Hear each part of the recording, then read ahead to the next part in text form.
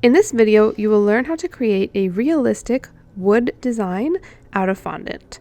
For this example, this was a wood design that I created for the base board of a burrito cake. So first thing that you will need to do is have some sort of base. It could be a wood board that you cut out.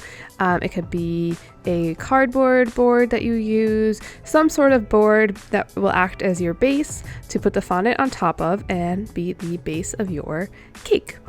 I have the piece of wood that I cut out, and before I add any fondant to it, I just first need to give it a coat of shortening all over the top of it, so that way the fondant will adhere to the baseboard. So I'm just taking my hand and just taking little dollops of shortening and spreading it all around the base. You could do it with a paintbrush if you wanted to, maybe a paper towel. I just find it's super quick and easy for me to just use my hand, and then I just wash my hand with some warm soap and water to get that shortening off my hand. And once you've got the whole base covered, just a really nice light layer, I'll just push it to the side and have it ready to go. And then I'm going to go ahead and prepare the fondant to roll out. So the colors that I'm using were some pre-mixed browns that I already had. So if you don't have these exact colors, you'll just want to mix them. So first I'm taking out, I had like a leftover ivory and a little bit of white. And I'm just kind of pressing them together a little bit, kneading it a bit, and just forming it into like a little log like you see on the table, like so. And I'm not worried about making it perfect or blending those colors perfectly, because I like the mixed match colors, because it's, you know, it's a blend of colors that we're using for the wood. We're going to be going for like a mahogany brown. So we need our lights and mediums and our darks. So for my light, I'm using that ivory fondant. And now I'm going ahead and I had some like light golden brown color, a little bit of yellow in there and just some light brown and a little bit of a darker brown that I'm just kind of mixing together a little bit to form more of a uniform color. Again, I'm not going to fully knead it.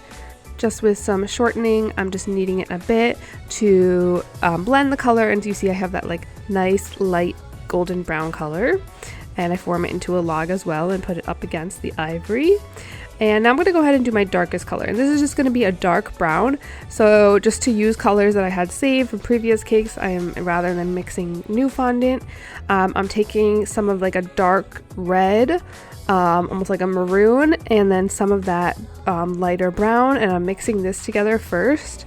And then I'm actually going to be grabbing some brown gel color. I'm using the brown AmeriColor gel color, which you'll see me do in a second, and I'm going to add the color to it to get a nice dark brown. So if you have a dark brown fondant, that's great, you don't need to do this. You can see here I've got this sort of orangey brown color going, and it's too much similar to that lighter brown that I have, so I'm going ahead and I'm just taking my brown gel color, a nice amount of it, like half a teaspoon almost, taking a nice amount of shortening. Make sure you have extra shortening near you so you don't have to stick your dirty hand back into the clean shortening. I always take out some extra shortening on the side to have ready to go. You could wear gloves if you want to not get coloring all over your hands. I just don't mind. I'll just wash my hands after. And I'm just going to knead in that color, and then I go ahead and I add even more, like the same amount again, and I start kneading this together until I start getting that dark brown color that I want. And once I'm happy with that, so it's like a reddish dark brown, I'm going to add it. I roll it into a log and I add it and I press all three colors together and sort of twist them a little bit, then break it in half and then press the two halves together like so. And then I'm going to break it again and press them together because I want to get repetitive rows of all the colors in one straight line. So I'm breaking it again, and you could do it as many times as you want for how long you need it to be. So now I'm going to break it again, and I'm going to keep going until I've got a width that I'm happy about, that is going to be repetitive lines against, almost completely against the width of my board, because I don't want to roll it out too much and make them too wide. So it's going to be about the width of my board. So I repeat it a few times more, press it together as I go and flatten it. And you see as I turn over, this is going to be the right side up. So you can see you've got that beautiful grainy wood texture already forming those lines that we want. So I'm just pressing it flat, but making sure to maintain those lines. I'm not like twisting it or smushing it all together. I'm just pressing it up against each other and making it flat, just to flatten it out while maintaining the lines. And now I am ready to roll it out. It's about 1/4 inch thick at this point. We want to roll it till it's about 1/8 inch thick. So I just put out a nice amount of cornstarch on my table underneath, so that way it doesn't stick as I roll. I'm going to press it down. I'm going to start rolling lengthwise and widthwise evenly to get a nice even thinned out fondant formed. And I'm only going to roll it just a little bit bigger than the base itself. So I'm going to measure it as I go to make sure that it's just big enough to cover the entire base with a little excess on the side, but no more than that, because I want to keep I don't want to roll it out too wide or too long and lose my nice grainy texture. And as you're going, if it's sticking at all to your rolling pin or your surface, that just means you need to add a little bit more cornstarch. So you could just lift up areas a little bit, add a little bit more cornstarch underneath, or with your hand, you can just take a little from underneath and press it on top, so that way the rolling pin doesn't stick. And I like to just pick it up occasionally to make sure that it's not sticking to my surface. And so here now I see, okay, I need a little bit more cornstarch. I put a little bit, you don't want too much, I just put a little bit and then move it around with my hand to spread it. And then I'll go back in. Oh, I accidentally got a little yellow in there, it's taken out. And now I'm just rolling it again widthwise just until it's just a bit bigger than the board, and lengthwise as well, until we have a nice thin out fondant. And here I am just taking measurements, making sure it's a little bit wider or longer, and then I'll see if I need to roll it a little bit more. But you can see how ready you've got this beautiful grainy wood texture formed, and with just some coloring, it quickly will look just like wood. I flipped it over here to make sure I didn't like the bottom side better, and it was too blended on the bottom. I wanted more of the lines, so I flip it over, back over, just to make sure. I did it one more time, just check, but I decided yes, the top is definitely the texture that I want, and is what I'm going to use for the top of the fondant for the wood. And you'll even I'm just taking that board, holding it up against it just a little bit above it, just to make sure, okay, I just need it to be a little bit wider. It's definitely long enough. So just rolling it out, making it a little bit wider. So I just bring my board over in front. So I just have it ready, so that way when it's time to lift up the fondant, I don't have to bring it all the way over. My board is right there, so I just gently lift it up and place it on top, bring the board forward, and now I can adjust the fondant accordingly. Make sure it's just overlapping all the sides and completely covering the board. So beautiful. So now I just need to smooth it just a little bit, make sure there's no air bubbles trapped underneath. And I'll take my X-Acto blade to trim the edges. So we're just left with the fondant on the board and no excess on any of the sides. So I just hold that X-Acto knife right up against the side of the board, nice and straight. And then just make a nice smooth cut. There was a little ridge, a little mark dent in the board of the wood, so I couldn't go all the way straight. I had to kind of go around and fix it a little bit there. No big deal.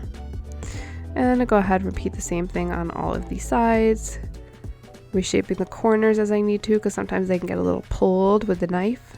So just give it a little reshape if you need. And then repeat until all of your edges are clean. And at this point, it looks like a beautiful, almost like a marble, because the colors are so distinct. So, you know, white, light brown, and dark brown. We need to make it more of a uniform color and also more accurate to wood. So really use some browns while we paint it, some yellow and brown to get it this beautiful golden mahogany brown in the end. So I'm just finishing up trimming the excess. And then I actually recommend just saving 1 or 2 pieces of the excess marbled fondant. So just to practice your painting on if you need to. What you're going to see me do, I kind of just tested it out first to make sure I'm using the right colors that I want to get the right shade that I want. So you're going to see me save 2 pieces, but you really only need 1, but you could save 2 just in case you want to play around with some colors. So you could test it on there first before you actually paint on the board and make sure you're happy with it, and the rest of the fondant you can just kind of smush together, put away, and use it for a future project. And now I'm ready to get my paints together. So I've got a paint palette in front of me. I've got my brown gel color, just squeeze out a little bit of that, and then some yellow gel color. I'm using AmeriColor Brown and Chef Master Yellow. And then I have some vodka, and I'm just pouring out a little bit into my palette. You need to use vodka, or you could use lemon extract to paint with. It has to be either one of those. You can't use water because the water will not evaporate into the fondant. You'll have a huge goopy mess. And to begin, I'm mixing together a little yellow and a little brown, more yellow than brown. I'm creating like a very golden yellow, and this is going to be my wash color first. So it's going to be the first coat that I'm going to do, this very goldeny yellow, and you're going to add more vodka at that point. You're going to make it more of a wash. And then I'm going to go ahead and I'm going to go over the golden yellow wash with some darker, just pure brown. And that is going to get us to achieve the mahogany brown that we want color. And if you wanted to make it a little bit more red, you would, of course, use a little bit more red in there. If you want to make it lighter, you don't have to go in with such a dark brown. So there's ways to play around with it and use the colors. If you want to go really dark, you could add a little bit of black in there. But as you've seen, you could play around with it to see how different colors get different shades of the brown that you want. But I just want to show you on there first what I'm going to do, and now I'm starting. So I'm making more of that golden yellow color, sorry. So first I'll mix together the yellow with a little bit of brown, and then I'll add more vodka just with my brush because you don't want it to be too runny. But I am using more vodka to create more of a wash, so it's more thinned out. I'm now switching to a larger brush because I have more of an area to cover. And I just dip it into the vodka, and then I dip it into the color that I made and just brush it on. And you can see how it's very light. It's not completely covering the color. It's just changing the tone of it. It's just a nice little wash, a little glaze first. And it is more on the yellow sided. So I'm taking the yellow and I'm taking little bits of the brown. So little dip of it at a time, mixing it into the yellow. Trying not to go too dark. It's very light golden yellow, or very light yellowish brown, and I'm just brushing it on back and forth very gently, creating my nice wash. And if you notice it being too thick, that's okay. Just go ahead, take a little bit more vodka on your brush and just brush on more to thin it out. And then you keep going. So as I'm going, I'm mixing more of the color because I'm going to use it up and then I'm going to need more color. And I actually prefer it this way rather than mixing all the color at once, because then each time it's going to be sort of a slightly different shade, and I think that's more natural to what wood looks like. You don't want all of the same tone or shade all over it. I like that it's going to be an array of colors. Very lightly so though. And I'm just going to continue going ahead and doing this nice wash, and you can see how it changes all the colors. It's no longer, you see that ivory is turning much more yellow and golden. The browns area, some of it's almost lightening a little bit, the dark browns, and then the golden brown, light brown is getting darker, and it's just turning more uniform. Which is what we want, because it felt very separated before, and now it's going to feel like more one uniform color. And it's very much the same like when you, glaze actual wood, or what's it called, varnish actual wood. The same thing happens. So it's kind of super cool how you can do this with edible food. So just going ahead and making sure to cover the whole thing with my wash. Not forgetting I mix the color as I go, and then take the vodka, dip it in to make it a nice, mix it in to give it that nice wash, and continue painting on top all the way around until we've got our first coat done. Now, if you were going for a more of a lighter wood, you could even almost call it done at this point. I still think it looks a little bit more marbled than actual wood. So we are going to go in and add our darker color to uniform it more and also turn it more to more of a realistic color of wood. So to now darken it, I'm just going to go ahead and start taking some pure brown. So I'm not mixing it with the yellow. and I'm just going to start painting it on. So at first I still had a little bit of yellow left in my palette there, so it is coming through, but you can see I'm getting a little bit darker now. And now I'm going to start going in more drastically with just brown to really darken it a bit. So this is what happens now if you were to mix it. Take the pure brown, mix with a little bit of yellow. It's going to get darker but still be kind of golden. And now I'm going in, I'm adding just more vodka because I was running out, and just pure plain brown. And first I'm starting out with just a wash of the brown, so it's kind of just going to cover up that goldenness a little bit while still maintaining it and making it more brown. And then in some areas I'm going to go in with more just pure brown, so you could see there how it's getting much darker with the pure brown. I'm still making sure to mix it with vodka to keep it nice and light and washed, and to blend nicely. If you wanted to go really dark, you could add it on with just barely any vodka or a tiny bit, or no vodka, but it would get super, super dark. I'm going for more of a medium tone. So again, I'm just taking that plain brown gel color mixed on my brush with a little bit of vodka and brushing it on, and now you're going to see it's going to drastically change. The whole thing's going to get darker, but that golden yellow is still popping through, and we're really getting this beautiful uniform look with that beautiful wooden grain underneath. That marble look is turning more into more of just like a wood grain rather than being so obvious and sticking out.